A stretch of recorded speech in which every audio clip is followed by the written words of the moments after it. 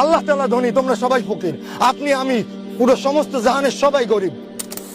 প্রথম স্টেশনে দাঁড়ায় বক্তৃতা দেওয়া খুবই সহজ, কিন্তু 40 দিন ফজরের নামাজ, এশার নামাজ, 5 ওয়াক্ত নামাজ জামাতের সহিত আদায় করা খুবই কঠিন।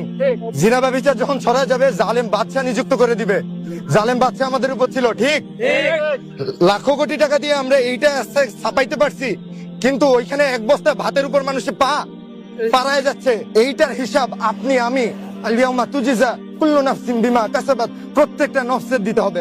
লা যুলমাল ইয়াউম, কারো উপর কোনো জুলুম করা হবে না। ঠিক 14 বছর আগে কেউ জানতেন আব্দুল মালিক সাহেব দামাত বরকাতুহুম আলিয়া বাইতুল মুকাররমের ইমাম হবে? 5টা জিনিস কেউ কখনো জানে না। সেই 5টা জিনিসের কথা কোরআনে দেওয়া আছে। ইন্নাল্লাহা ইনদাহু ইলমুস সাআহ, নিশ্চয়ই আল্লাহ ব্যতীত আর কেউ জানে না গায়বের কথা।